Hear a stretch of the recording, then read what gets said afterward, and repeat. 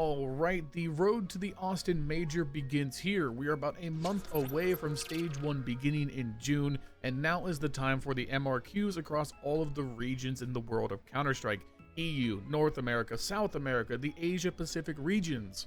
The fight for VRS points is over, and the fight for placements is here now. So let's start off in the EU MRQ and take a look at the 6 teams who made it through, and of course take some time to laugh at Astralis, who are going to be missing their 5th straight major, because nothing brings together the Counter-Strike community like laughing at Astralis.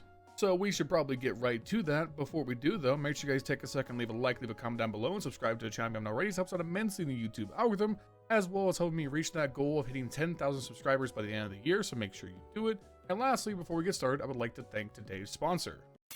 That's right, this video is sponsored by Skin Club. They're one of the most popular case opening sites in the scene, with over 100 custom cases backed by their provably fair system. You can open cases individually or wager your winnings against other users in case battles, either with players around the world or privately with bots if you want to avoid being smurfed outside of Premiere as well. But wait, there's more. Skin Club runs monthly events with free rewards to earn, free daily cases, and if you don't like what you earned, you can always go for a cheeky little upgrade to get something you do. If you want to play on Skin Club, you can do so at the top link in the description down below and get a 7% deposit bonus when you top off your account with credit card, crypto, or the 5,000 Peach 50 sand dunes in your inventory.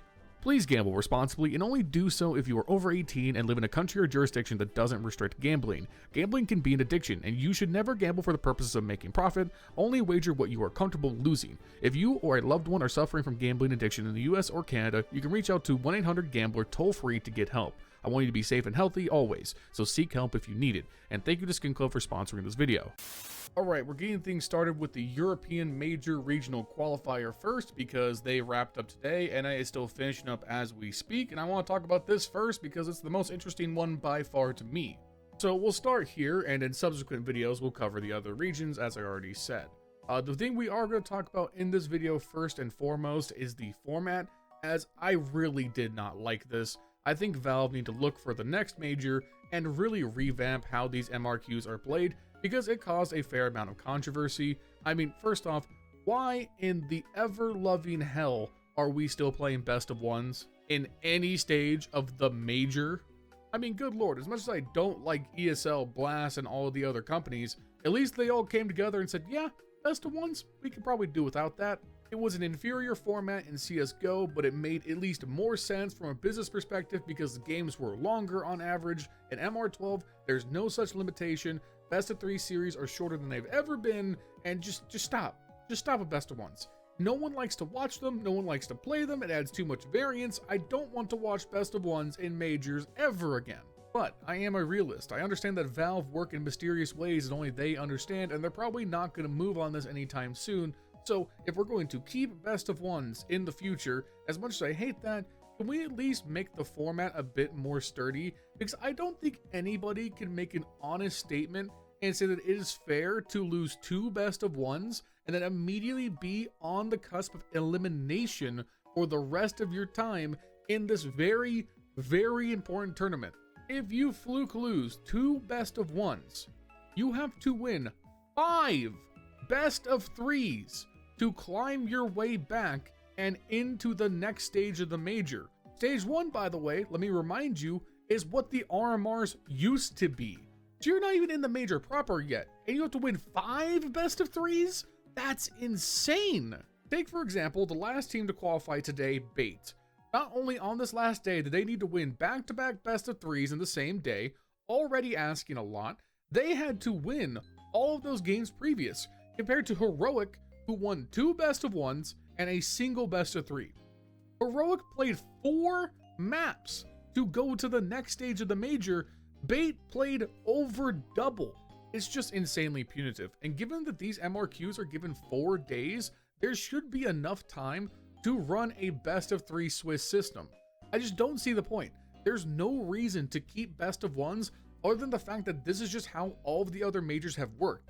It's just like there's no actual reason to keep them. Also, at this point, we really need to try and move away from online games or give some kind of way for coaches to be involved.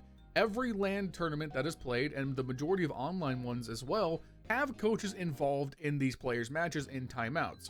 Valve have always been very weird about their feelings about coaches throughout the history of Counter-Strike. Of course, the coaches didn't really help their cases through various controversies, but in general, coaches are a part of the game. We all accept that. And playing this MRQ without your coaches is just weird because the rest of the major will not operate this way.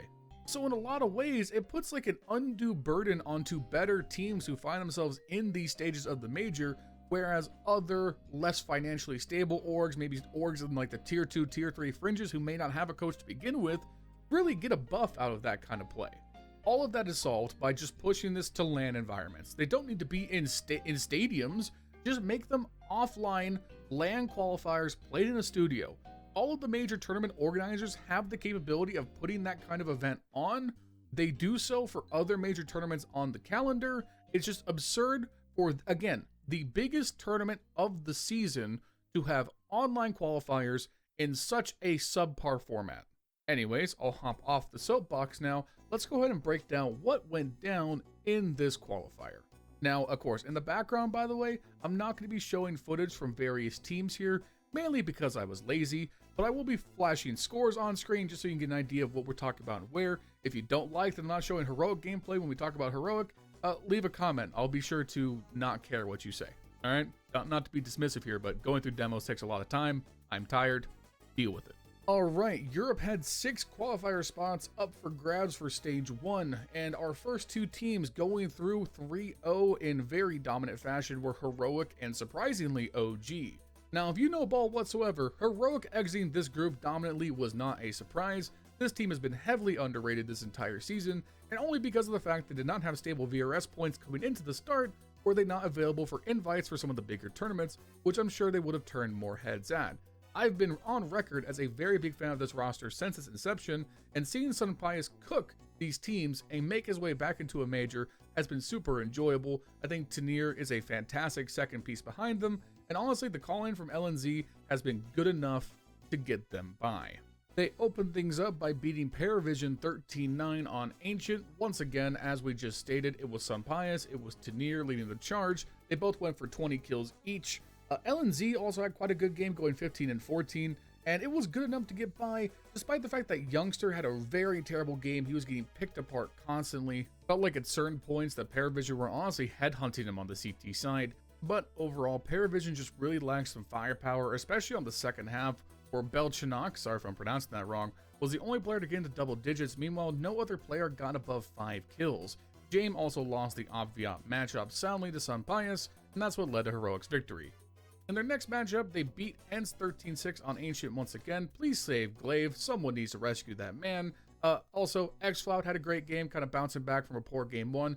SunPius and Tanir continue strong performances. And then against Nemiga, another team who did very well early on in the best of ones, their first best of 3 matchup, they beat them very soundly 2-0, 13 on Dust 2, 16-13 in overtime on Mirage to advance to the next stage. Again, I don't really need to keep saying the same song over and over. SunPius had a bad Dust 2. He had an elite performance on Mirage to get them into the major. I'm just very happy that Heroic are through. I look forward to seeing them in stage 1. Hopefully they can do some damage. Our next 3-0 team was OG, to the surprise of many, myself included. They started off their day 1 with a really fun game against Astralis, where Nikadas on the second half of Nuke literally went off for 20 kills. Went 20-3 on the CT side of Nuke. 200 ADR in the second half. That is, yeah, that's insane. That propelled them to a 13-8 victory, so alright, no problem. They beat 9 Pandas in the follow-up matchup, once again on Nuke, 13-9. Nikadas, he kind of came back to earth on that one, had only 9 kills. That's fine. Spook and Fiku kind of picked up the slack alongside Chris. Again, I haven't watched much OG throughout the year. I'm not really sure how good they've been because they haven't gone to any of the good tournaments. That kind of tells you a lot, I guess. But hey, you won your first 2 best of ones. You got a bunch of chances to get through to the next stage of the major. Can you do it? You go up against Metizport, and not to be too rude about Metizport, but I mean, you still have Plopsky and Hampus in the year of our Lord 2025. That's not exactly the firepower duo you want to see. But of course, in true Tier 2 CS fashion, this went all 3 maps. OG struck out first, winning Mirage 13-7. They lost Ancient 13-9 on the comeback, and then finished up Inferno in tidy fashion 13-10. Overall, OG are pretty emblematic of my issues with this format, right? Like, who the fuck did they beat to get to the next stage of the major? They beat Astralis. They're a joke. They beat 9 Pandas. Who's even on 9 Pandas anymore? I have no idea. And then they beat Metizport. A real gauntlet they went through. But hey, fair enough. I mean, I don't make the rules, so, you know, GG's, I guess. Our next set of teams went out of the groups going 3-1. Starting off, we had Nemiga, who got their campaign going, beating Gamer Legion 13-7. More on Gamer Legion in just a moment. And this really kind of set the tone for Gamer Legion not having a great time. Rez went 8-15. They looked pretty rattled without Ash behind them. Meanwhile, Zwei started things off hot, going 20-12 with a 1.68 rating. Nemiga just looked very decisive. They took full advantage of Gamer Legion having a very weak T side and just kind of ran away with it. They followed that up, beating BetBoom 13-4 on Nuke. Zorte had a terrible game, and once again, Xanter, Zwei, Risky Bob really putting in good work as a trio. Though not to be the eternal Boomage defender, I feel like if Zorte and Axel aren't terrible, BetBoom should be beating Nemiga. But hey, puts you in a great position to qualify to the next stage, right? They opened up by losing to Heroic 0-2, as we already covered. Then the very next matchup, they had Big, where they beat them 2-0 pretty decisively. Big also not performing very well at this tournament, in my opinion. Nemiga beat them 13-11 on Inferno, and then 13-3 on Dust 2. Dust 2 typically being Big's one of more friendly maps. Not much else to say. Zwei was the highest rated player at this event. Xanter was the 4th highest rated player. They just kind of ran over their games other than that heroic loss, so fair play to Nemiga. Next up, qualifying in were BetBoom, and this is where, again, the format gets weird, right? BetBoom won their opening best of 1 against SAW, 13-3, decisive. They lost that game to Nemiga, not so decisive, 13-4, but because they went 1-1 in the best of 1 section, they had to play a third best of 1 against Fnatic that they narrowly won in overtime 16-13, which set them up for their qualifying game to be their first best of 3 they played against 9 Pandas that they won 2-1. So you compare it to Nemiga, who also on HLTV had a 3-1 record in group play, but they had to play 2 best of 3s, where BetBoom had to play 1. And they both qualified as essentially the same placement, both going 3rd to 4th. That is so confusing. Anyways, I love this BetBoom team. I think it sucks we haven't been able to see them at a major event this early on in the year, because Boomich is my muse. He is the Russian Kerrigan. I will not quantify that statement. It's just true. You can fight me in the comments. And when Zorte is on his game, this team actually has like a surprising amount of firepower. Axel had a good turnaround at the beginning of the year. Admittedly, I don't know how well he's been doing since then, but I just like this team. I really do. You know, honestly, in my psychotic dreams, they got Munacy. Wasn't going to happen, but you know, like what if? Going to our last of the 3-1 teams, we had Metizport, who, again, just as a contrast to BetBoom, played 2 best of 1s and 2 best of 3s. But they qualified with the same record as BetBoom. So odd. Anyways, they beat the Breaks off Bait 13-7 and took care of BC game 13-5. And then they dropped their first qualifying game to OG, as already covered. And then they beat the Breaks off Astralis, going 2-1. Astralis, as we will talk about much later, not exactly the most dominant team in the world. On the opening map Inferno, Metizport looked very good, going 13-9 for their victory. They got kind of trounced on Mirage 13-7, but on Ancient, which, as we'll talk about later, has been kind of vexing for Astralis as of late, they beat them pretty soundly 13-9. I don't really have much thoughts on Metizport. Out of all the teams that have qualified here, I expect them to do absolutely nothing. That's just kind of how it is. It's a team of misfit Swedes, and the Swedish scene hasn't been strong for a while. It's just a tough deck to be working with. And that leaves us with one final qualifying spot to give out. And will it go to Astralis? Will it go to ENCE? Ooh, who knows? No, it's going to Bait, who after trying in 3 different majors has finally made it into their first one as an organization. This is a team, much like Passion UA back during the Shanghai RMRs, is a team of all Ukrainian players with a small organization who have just miracled into the first stage of the major, which is truly a very fun, heartfelt story to see teams that are coming from a region dealing with so much in the real world persevere as a unit and qualify into a life-changing experience at the major. They're going to get a massive windfall of money that all those players will greatly appreciate. It's one of those just classic stories of the CS majors where a team comes from out of nowhere and kind of steals the story, the hearts of the players. Watching them in that final game against Astralis, the only thing I could think of is, dude, this should have been in a studio with cameras on the players. I want to see their reaction so bad. and they were the team that had to run the gauntlet. They lost to Metizport 13-7 on Inferno. They then lost to Saw in double overtime on Anubis, a heartbreaking loss, and from there on, they needed to be perfect all the way through to the end. They started off by eliminating Paravision. There will be no Jame time at Austin as they beat them 2-1. They went down early in a heartbreaking Dust 2 game 13-11. They battled back with an incredibly strong performance on Mirage 13-7, and then in overtime with the tournament on the line, that's kind of a theme, also on Ancient, foreshadowing, they beat Paravision 16-14. Holy shit, that's literally the identical scoreline against Astralis. That is insanely hilarious. Headtrick is a name you've definitely heard floating around the tier 2 scene for a while if you really tapped into that, but honestly, the two names that impressed me the most going back and watching some of the footage was Essential and Ken Sizer, and especially on these must-win Ancient games, Essential was kind of crazy on the B site, and I was just very impressed with the rifling from both of those guys, and without their really, really good play in these must-win games, we're not talking about Bait making it to the major whatsoever. In their next matchup, they took care of 9 Pandas 2-0, pretty convincing wins, 13-7 on Dust 2, 13-10 on Mirage. Not much else to be said here. 9 Pandas are kind of just a team lost into the ether. I just have no read on them whatsoever since they made that run into Copenhagen at the beginning of 2024. They've just kind of been all over the place. Kind of just is what it is. Shout out to MPL though, who top fragged on both maps. Pretty good.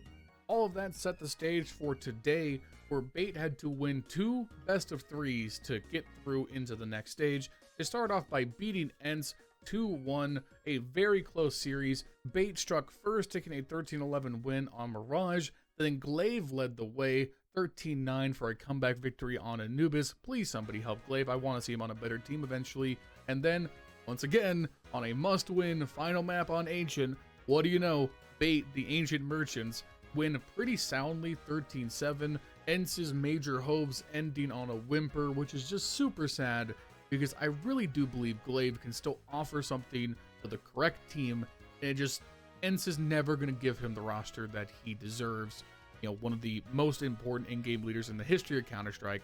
As much as I am a Kerrigan stan, it just sucks to see him stuck just running the mill in tier 2. And finally, they denied Astralis from breaking the curse. Astralis will miss their 5th consecutive major, despite Device putting up 70 goddamn kills in this series. Bait won the first map on Mirage 13-7. Astralis answered with a dominant 13-7 win on Inferno, and then despite being up 11-6 in the second half, Astralis managed to lose this game in overtime, with Bait closing things out on a goddamn 1v3 clutch in overtime, 16-14. Oh my cinema. Yeah, so Astralis through. First things first. Congratulations to Bait for making the major. That's insane. And now we've gone through all those teams, let's jump right into why you guys are here. It's in the thumbnail. It's probably in the title. Astralis are cooked. I was right. You guys didn't hate hard enough. This Astralis team is ass. They looked like ass at this major. I was not impressed at any point with their play, and it is so goddamn funny to me that they lost in this fashion. Up 11-6, and you guys can't convert anything else in the second half on Ancient. 6 straight rounds where it felt like Astralis just kept throwing advantage after advantage into the arms of Bait. Bait were just being handed first kills like it was going out of style. The strats from Cadian were uninspired. Every other person not named Stare or Device couldn't get more than an occasional multi-kill. Stown was the only thing close to a third option. Gabby was terrible. Cadian was Cadian. Device drops 36 for nothing. Dude, I don't know what else you do here. Device gets you into overtime with his own clutch, and you guys get blanked 3-0 on the first overtime half. How do you let that happen? So yeah, I don't know. I feel like Astralis are like less than ground zero. Like, I don't even know what pieces you would keep except for maybe Device and definitely Stare to try and rebuild from. But this core is just not going to accomplish anything. It's somehow lesser than the sum of its parts because all the pieces on paper should be good. Device is still good enough. Is he a top 10 player? No. But is he still an opper who can get you through a lot of games? Yes. Stare backpacks this fucking team through game after game Yabby and Stound are just so inconsistent, and more often than not, are they just terrible. And I think Cadian, his calling is not the worst. All right.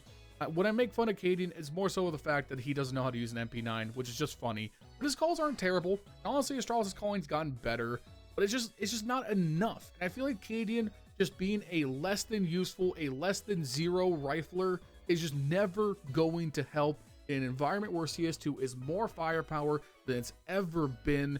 So if you guys don't have just absolutely the best tactics in the world, you need more frags, and Cadian is just never going to give them to you.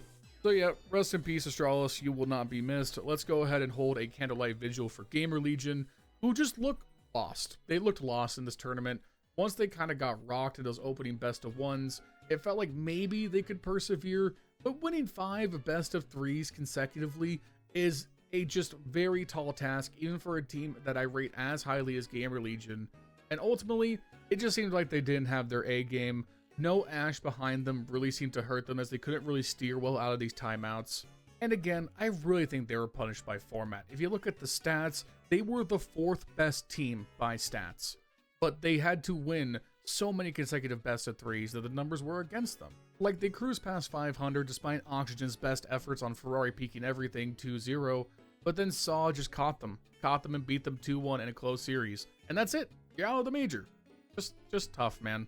Anyways, that's pretty much all I got to say about the EU RMR. Like I said, there will be follow-up videos for NA. We might include South America in that one as well. I haven't decided yet. I actually don't know if I'm going to cover the Asia section at all. If you guys want me to, let me know in the comments down below. Anyways, thank you guys for watching. Make sure you like, comment, subscribe. Help me reach 10K subscribers. All that good stuff. Thank you to Skin Code for sponsoring this video. If you check the top link in the description, you get 7% deposit bonus the next time you fill up on the website. Please gamble safely and responsibly. Thank you to my channel members, Justin, Jesse, Furley, Milan Berta, Bubblesj, Dr. Cocktor, Patatas Kaftesi, PTR, B1 Games, Cody Foxworthy, Justin Vegt, I'm Flashbang, Snowy White, Rowdy, Vergil'sPlasticChair, and Sid Pro 12. If you want to become a channel member, you can do so. Link in the description down below for others to get anything to do just like this, as well as our custom role community Discord. Make sure you follow me on Twitter, CS2.